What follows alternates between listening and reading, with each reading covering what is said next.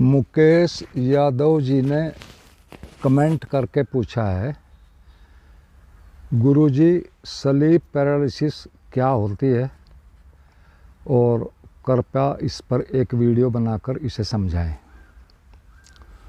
तो sleep paralysis एक मानसिक समस्या है, लेकिन इस मानसिक समस्या को ही मेडिकल साइंस में एक तरह से एक मानसिक बीमारी कहा जाता है। और इस समस्या से लगभग सभी व्यक्ति अपने जीवन में गुजरते हैं, कम या ज़्यादा।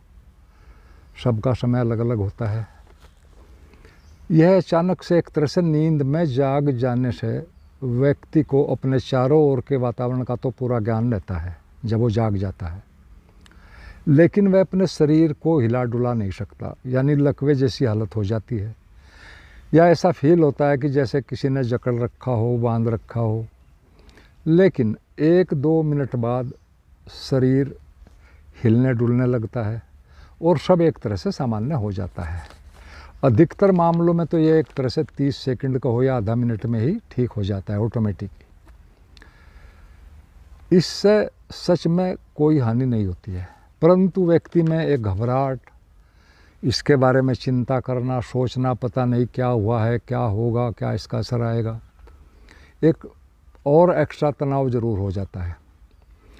और यह घटना एक तरह से ज़्यादा गंभीर तब बन जाती है एक तरह से जब व्यक्ति को हेलुसिनेशन कहो, मनोभ्रांति कहो, वो भी साथ में जुड़ जाती है।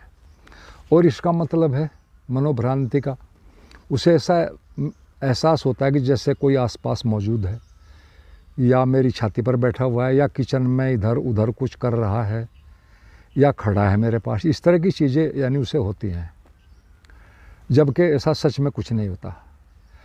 असल में ये जो मामला घटता है, इसमें आधा तो सौपन और आधा जागरण वाली अवस्था होती है। इसमें हमारा मस्तिष्क का कुछ भाग जो आसपास के वातावरण को महसूस करता है वह तो जाग चुका होता है, और कुछ पर सौपन का असर रहता है तब भी। और यह हमेशा सौपन के बीच में ही अचानक से होता है, जब भी होता है। अगर कोई अचानक से सौपन में नींद टूट जाए, जाग जाए, ये तभी घटता है। और इसका मुख्य कारण तो सच में मानसिक तनाव ही होता है, जिससे कि एक तरह से नींद की प्राकृतिक जो अवस्था है हमारी, वो डिस्टर्ब हो जाती है।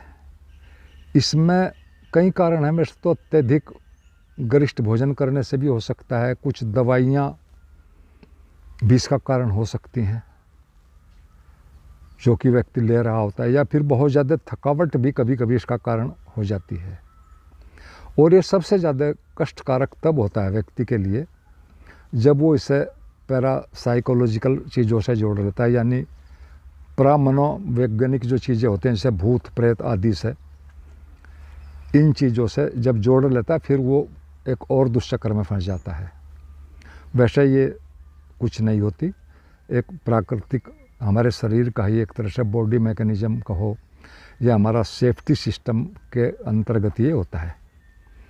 और इस बीमारी का जो असली कारण है टेक्निकली, वो ये है कि हमारा मन मस्तिष्क सौपनों को कहो या मानसिक रेचन को कहो अति आवश्यक समझता है।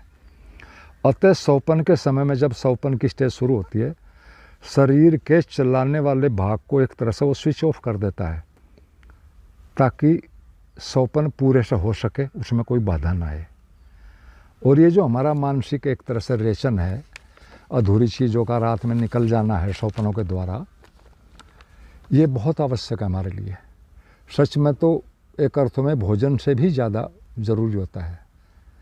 हालांकि इसे हम ज़्यादातर बोल कर दिन में अपने सभी मनोभाव को निकाल देते हैं, बातचीत के द्वारा या क्रोध प्रेम के द्वारा अनेक मनोभाव से निकाल देते हैं, और जो बचता है वो फिर सौपनों में एक तरह से हमारा बॉडी विजडम को हो, उसको निकाल कर हमें नॉर्मल अवस्था में रखता है। और इस पर बहुत प्रयोग भी हुए हैं।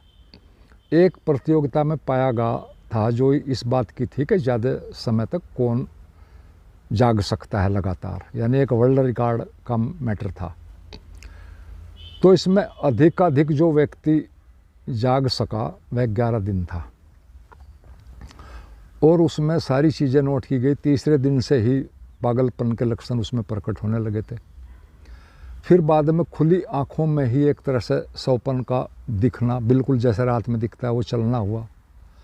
और इस तरह बहुत ख़राब स्थिति में वो पागलपन की स्थिति में रहा। लेकिन 11वें दिन बॉडी विजडम ने उसको सुला दिया। उसने बहुत संकल्प किया, बहुत कुछ, लेकिन नहीं बात बनी, उससे आगे। और फिर 14-15 घंटे की नींद के बाद वो जब जागा तो एक तरह से सामान्य अवस्था में आगा जैसी होती है। और वो इसलिए बॉडी विजडम ने काम किया क्योंकि उसने कोई मरने का संकल्प नहीं लिया था, उसने सिर्फ रिकॉर्ड बनाने का लिया था। और हमारा मन सारी चीज़ समझता है, हमारी बॉडी विजडम हर चीज़ समझती है। उसे वहाँ तक बर्दाश्त किया उसके जागने को जहाँ तक के मामला बर्दाश्त तक का था। लेकिन जब देखा कि मरने वाली स्थिति है या मस्तिष्क के फैल होने वाली या बिगड़ जाने वाली अवस्था, तो उसने तुरंत उसको सुला दिया। यानी हमारी बॉडी विजडम ही सच में हमें बचाती है। इसको हम थोड़ा और एक और ढंग से भी समझते हैं, सारी साइंटिफिक चीज़ें हैं कि हमारे नींद के समय में, हमारे नींद में 90-90 मिनट के कुछ साइकिल्स होते हैं और उनमें 4 स्टेजेज होती हैं। पहली हल्की नींद होती है जिसको REM1 कहता है, फिर गहरी नींद REM2 REM, फिर REM3। ये 3 है, एक चौथी भी है, लेकिन ज़्यादातर इन 3 की ही बात होती है क्योंकि इनके बारे में कुछ पता चल जाता है मशीनों के द्वारा। और उसमें ज़्यादातर तो ये आँखों की पुतलियों के इधर उधर जो एक तरह से वो चलती हैं, उससे ही वो स्टेज नापते हैं कि कौन सी स्थिति नींद की चल रही है। REM का मतलब है रैपिड आई मूवमेंट, यानी उसके पुतलियों के इधर उधर चलने से ही वो नापते हैं। लेकिन एक चौथी स्टेज भी होती है जिसके बारे में वैज्ञानिक एक तरह से कुछ भी बात नहीं करते क्योंकि कुछ बताने को है ही नहीं, उसमें मशीन कुछ बताती नहीं है।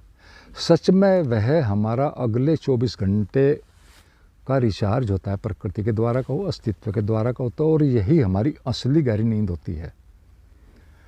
सच में और प्रयोगों में एक तरह से बात पाई गई कि ये जो अवस्था होती है ये 3 से 10 मिनट की एक तरह से होती है। इसको हम सुषुप्ति भी कहते हैं आध्यात्मिक उसमें भाषा में, लेकिन ये उसमें मशीनों में नहीं आती, ये बिल्कुल वहाँ जीरो होता है सारा मामला। और एक तरह से ये 3 से 10 मिनट का इसका समय होता है। जो चंचल मन वाले लोग हैं उनकी ये कम होती है, इसीलिए वो अक्सर शारीरिक स्वास्थ्य उनका कुछ एक तरह से डिम पाया जाता है। और जो ज़्यादा सोचते नहीं, सीधा साधा जीवन है, कोई विश्लेषण नहीं, कोई झंझट नहीं, फालतू तनाव नहीं, उनमें ये ऊपर तक 10 तक भी होती है, 3 से 10 के बीच में, यानी ये समय होता है। और सच में यही हमारा असली समय है जो कि हमारे मानसिक और शारीरिक स्वास्थ्य के लिए एक तरह से बहुत ज़रूरी होता है। और जितनी भी चीज़ें आज तक विज्ञान नहीं समझ पाया, कोई उनका एक्सप्लेनेशन नहीं दे पाया है, उनमें नींद भी ये एक चीज़ है। बहुत इसके बारे में कुछ ज़्यादा पता नहीं चला। बहुत प्रयोग होते हैं, पूरी दुनिया में हज़ारों लेबोरेटरीज इसमें काम कर रही हैं वैज्ञानिक, लेकिन बहुत थोड़ा ही पता चल पाया है।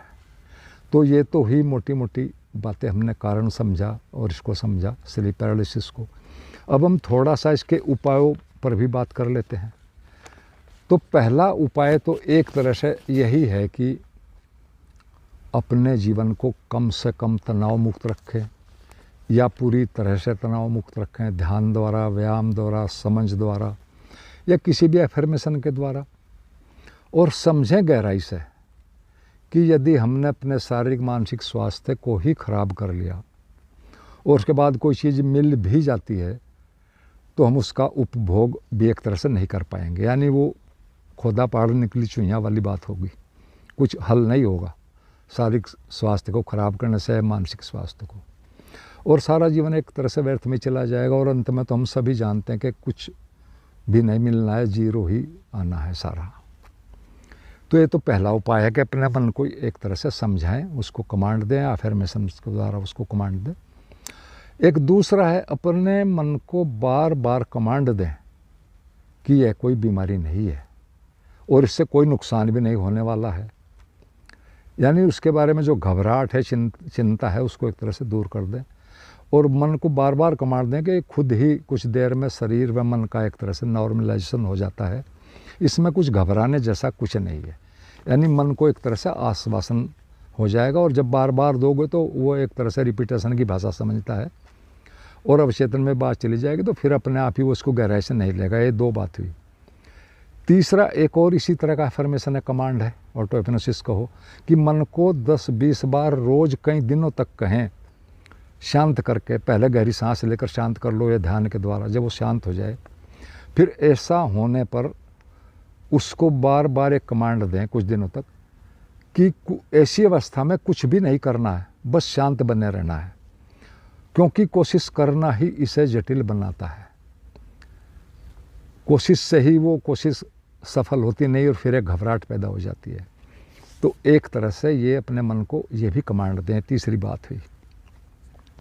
और चौथी ये है, एक तरह से जो कि ये तो मैंने कुछ अपने अनुभव भी इसमें बताए, ज़्यादातर ये सारे। एक चौथा भी है जो कि विशेषज्ञ सुझाते हैं कि ऐसा होने पर सबसे पहले अपने हाथ की उंगलियों को हिलाने की कोशिश करें। सारे शरीर को या हाथ पैर को हिलाने की ना करें, उंगलियों को हिलाने की कोशिश करें, क्योंकि उसको थोड़ा थोड़ा वहाँ सफलता मिलेगी, फिर थोड़ी देर में तो सारा ठीक हो ही जाना है।